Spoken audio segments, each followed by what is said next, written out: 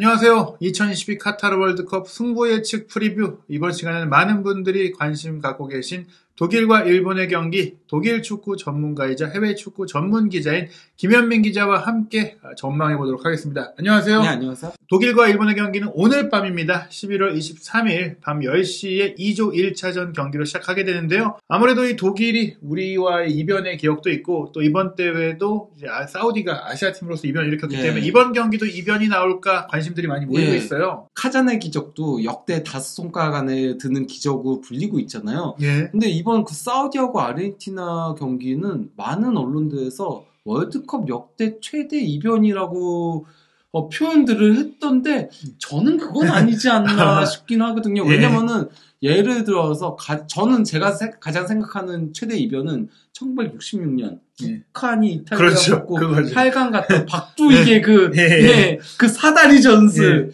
그거가 최대 이변이 아닌가 싶긴 하고 또 1990년 월드컵 때 카메룬이 아르헨티나 꺾었을 때 그때도 어쨌건 간에 그때는 아프리카가 지금 같은 위상이 아니었잖아요. 거기다가 아르헨티나가 디펜딩 챔피언이었고 그런데 1차전부터 꺾어가지고 그게 저한테는 인상이 깊은 이변이거든요. 물론 뭐 세네갈이 프랑스한테 2002년 월드컵 때 또 이제 개막전 그건 있긴 한데 그때는 프랑스가 뭐 지단이 부상이 있고 뭐 그런 악재들도 있고 했어서 그렇다 손 치지만은 사우디 아르헨티나가 역대 최대 이변?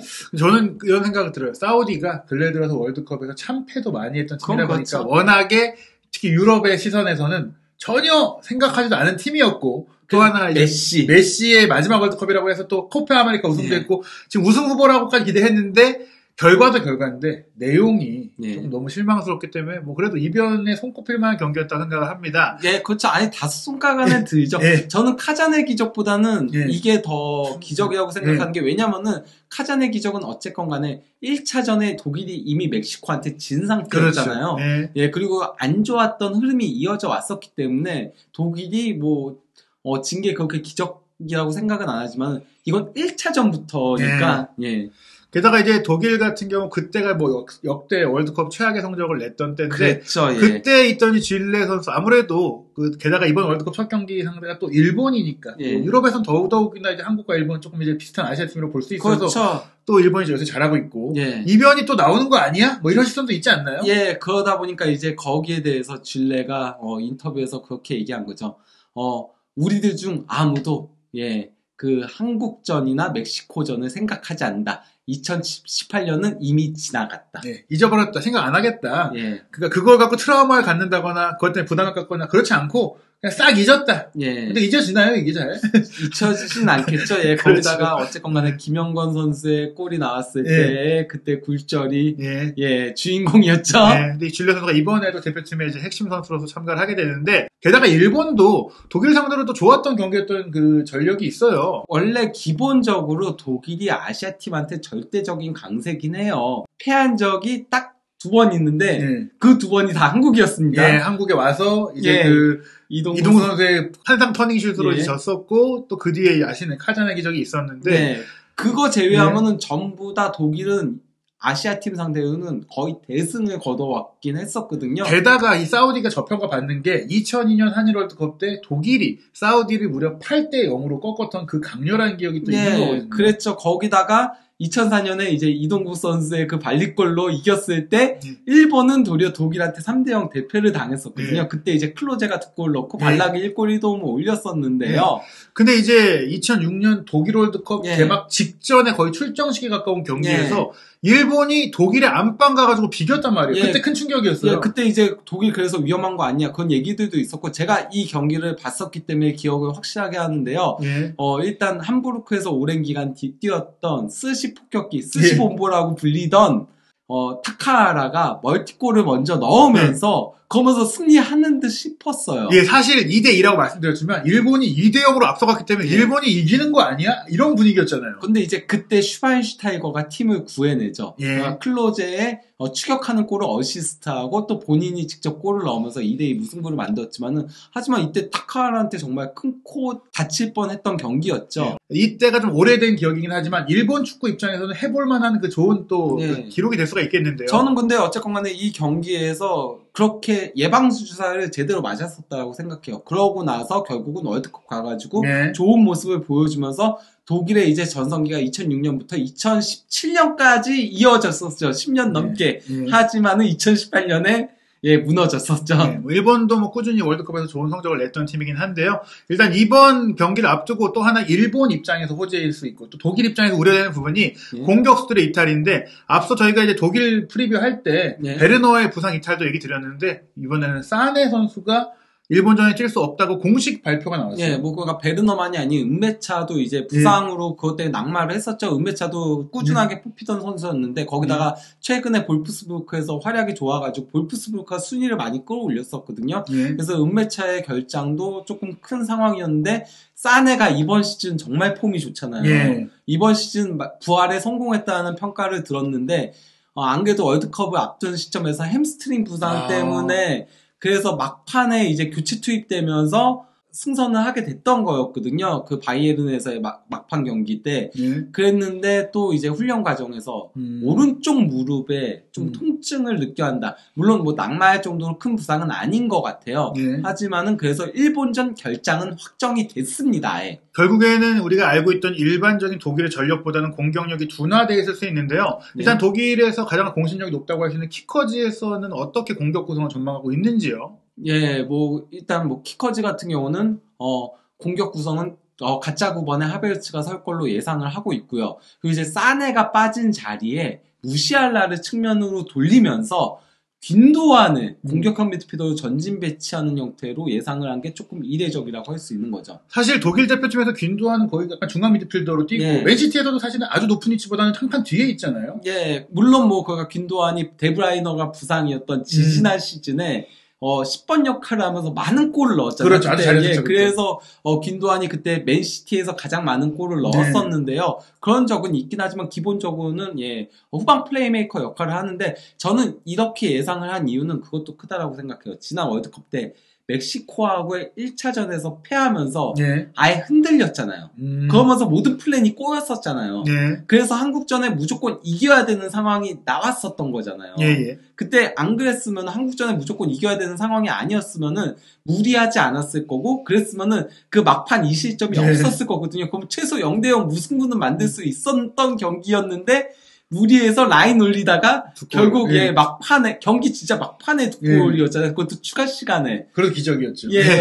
그렇기 때문에 조금 더 안정적인 그런 선택지를 가져간 게 아닌가. 그러면서 고레츠카와 키미가 더블 볼란테로 나오고 그리고 이제 좌우 풀백에는 라움과 케러 그리고 중앙 수비는 리디거와 질레, 골키퍼는 노이어 이렇게 그런 거죠. 그러니까 균도안이 10번 후 전진 배치되는 걸 제외하면은 나머지는 그래도 최정예로 나온다라고 볼 수 있습니다. 네, 사실 키커가 굉장히 이제 취재력이 높기 때문에 아마 이렇게 좀 나올 가능성이 높을 것 같고 뭐 일본 대표팀 같은 경우에 저희가 포진도를 좀 살펴볼 텐데 사실 일본에서는 가장 최근에 폼이 좋은 선수가 브라이튼의 미토마 선수인데 지금 많은 해외 매체들은 미토마 선수를 선발 명단으로 예상에 안 넣고 있어요. 그러니까 뭐 일본이 월드컵을 앞둔 시점에서 조금 주축들이 고열이 갑자기 발생을 하고 또 아프고 이랬죠. 미토마가 바로 고열 때문에 늦게 합류했어요. 그러니까 아예 그래서 저는 이게 고열이라고 보도는 나왔는데 코로나가 아니었을까? 왜냐면 안 보냈으니까. 코로나가 아니면 안 보낼 리가 없잖아요.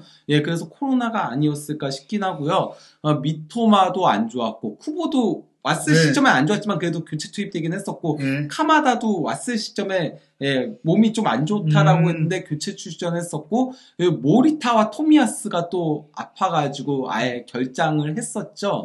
결국에는 핵심적인 최근에 유럽 무대에서 폼이 좋았던 모든 선수들이 100%의 컨디션이 아니다. 그렇다면 사실 일본이 이변을 일으키려면 이 선수들이 모두 풀핏으로 단단하게 준비가 됐어야 가능한데 그런 컨디션이면 좀 어렵지 않을까. 뭐 그래도 어쨌건 간에 많이 회복들을 한 상태긴 하니까요. 엔도도 몸이 안 좋았죠. 엔도도 그래서 경기를 뛰질 못하고 그랬었는데요. 그래서 타나카와하고 시바사키로 최근에 있었던 평가전에 나서긴 했었거든요. 어쨌건 간에 그래도 기본적으로 마에다가 원톱에 설 걸로 보이고요. 그리고 이제 카마다가 그래도 아무래도 독일을 잘 알고 하다 보니까 카마다가 중앙 공격형 미드필더로 선발 출전하는 가운데 왼쪽이 누가 나올지가 정말 관건이라고 할 수 있죠. 뭐 미나미노가 선수가 왼쪽에 나올 수도 있고 아니면 뭐 쿠보라든가 미토마가 컨디션만 좋다면 베스트긴 하지만은 예, 그럴 가능성이 있는데다가 오른쪽은 보안리츠가 독일을 잘 안다고 하더라도 이토주냐가 워낙 뭐 월드컵 예선 때부터 좋았었으니까 하드캐리 했죠. 예, 지금도 뭐 이토주냐는 소속팀에서도 좋은 폼을 보여주고 있으니까 예, 나올 가능성이 높고 모리타도 이제 관건이죠. 모리타가 못 나오게 될 경우에 많은 이제 매체들이 시바사키를 선발로 나올 거라고 예상을 하고 있긴 한데 저는 그럴 거면 차라리 이타쿠라코를 수비형 미드필더로 전진 배치시키는 방안도 있다라고 생각을 하거든요. 왜냐면 이타쿠라코가 지난 시즌 샬케 막판에 수비형 미드필더 역할을 쏠쏠하게 해냈었고 또 메넨글라드바흐에서 또 수비형 미드필더 역할을 쏠쏠하게 해냈기 때문에 전진 배치시키는 방안도 고려를 해야 된다라고 보지만은 어쨌건 시바사키로 예상을 많이들은 했더라고요. 근데 이러면 중원에서의 무게감이 좀 떨어질 위험성이 있긴 하죠. 예, 수비력이나 높이나 뭐 여러 가지 면 그리고 시바사키 같은 경우도 사실은 한참 좋을 때 전성기보다는 좀 내려와 있기 때문에 물론 뭐 대표팀에서 오래 해온 베테랑이긴 하지만 만약에 엔도 시바사키다 이렇게 하면은 독일을 상대로 미드필드에서 힘싸움에서 완전 밀릴 수밖에 없어요. 그렇죠. 예, 그 캐나다전에 시바사키가 패스 정말 잘해주긴 했었거든요. 근데 수비적인 부분은 조금 아쉬우면서 결국 1대2로 패했었잖아요. 물론 주축들이 많이 빠진 경기라고 하더라도.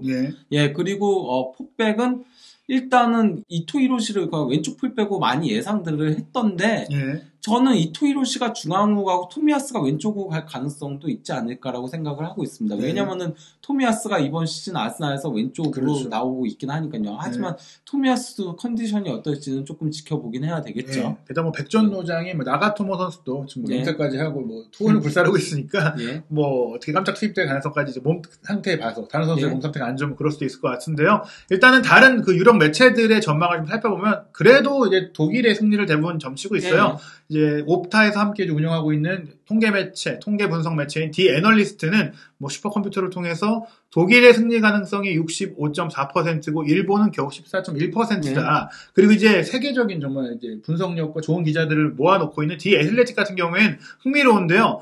독일의 승리를 46%로 봤지만 일본 승리 27%, 무승부 27%. 그러니까 독일이 못 이긴다가 54%에 될 정도로 절반 이상을 전망하고 있어요. 디애슬레틱 같은 경우는 조금 더 일본의 가능성을 높게 보긴 했네요. 예, 왜냐면은 그러니까 배당들 같은 것들 보면 그래도 독일 쪽에 많이 길긴 하더라고요. 예, 거의 뭐 1.44 뭐 이 정도로 나오던데 그거면 상당히 높은 편에 속하긴 하거든요. 근데 이 정도로 본 건 사실 이제 이변을 좀 점칠 수 있겠다라고까지 좀 본 거라고 생각이 돼요. 왜냐하면 일본이 비기기만 해도 이게 이변이 될 수 있는 거 아닙니까? 그렇죠. 예, 그렇긴 한데 저는 디애슬레틱이 최근에 일본 선수들의 그러니까 부상과 오열 상황들을 저도 그러니까 일본이 정상적인 컨디션이었다면은 독일이 정말 고전했을 가능성이 높다고 얘기를 했을 텐데 모리타라던가 미토마라던가 이런 선수들은 지금 선발 출전할지 여부도 모르거든요. 거기다 특히나 어쨌건 원래 일본이 4-3-3을 썼다가 요새 4-2-3-1로 전환을 했잖아요. 그렇죠. 그러면 모리타와 엔도는 대체 불가라고 생각을 하고 있어요. 개인적으로는. 이 4-2-3-1이 되려면은 이 둘은 무조건 나와야 된다라고 보는데 모리타도 그렇고 엔도도 부상으로 최근에 컨디션이 안 좋았었는데 그거를 고려하지 않은 게 아닌가. 그냥 리그에서의 활약상 뭐 이런 것만 보고 한 게 아닌가.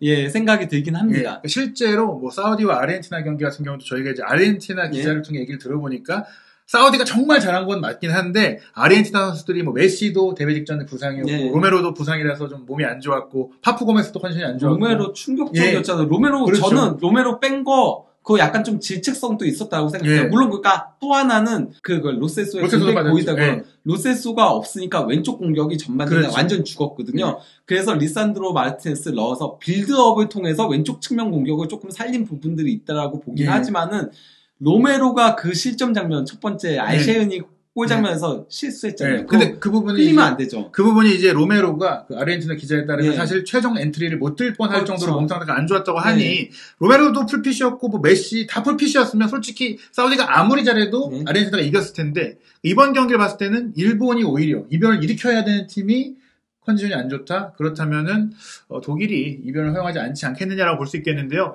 유럽의 뭐 대부분의 이제 스포츠 베팅 업체는 뭐 독일의 압승 1.45배 4-4배면은 거의 이거는 이제 이변이 없다. 이건 아주 확실시된다라고 보는 건데 그럼 어떻게 보시나요? 뭐 말씀하신 대로 이제 일본 선수의 컨디션 생각한다면 독일이 좀 편안한 승리를 거둘 수 있을까요? 다만 근데 어쨌건 간에 독일도 리디거가 뭐 부상 예. 때문에 지난 경기 때 못 나왔던 부분들도 있고요.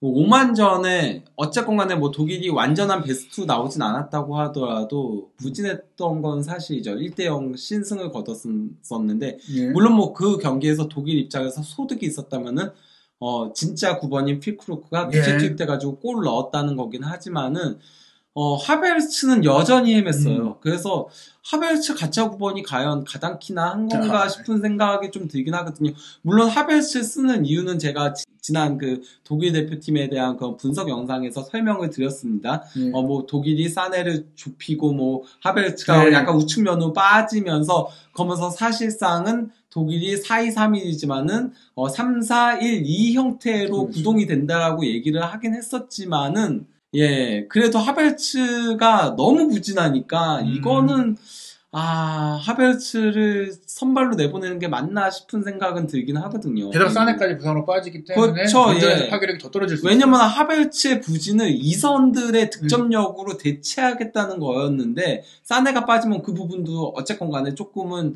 타격이 있을 수 있기 때문에 무승부 가능성은 어느 정도 있다라고 생각을 합니다. 예, 결국에는 일본이 풀핏이 아닌 것을 감안했을 때 일본이 승리까지 하는 걸 기대하기는 어렵겠지만 독일의 그 결정력에 좀 역시 숙제가 있다 보니 무승부가 나올 가능성 충분히 있다 이렇게 전망해봤는데요.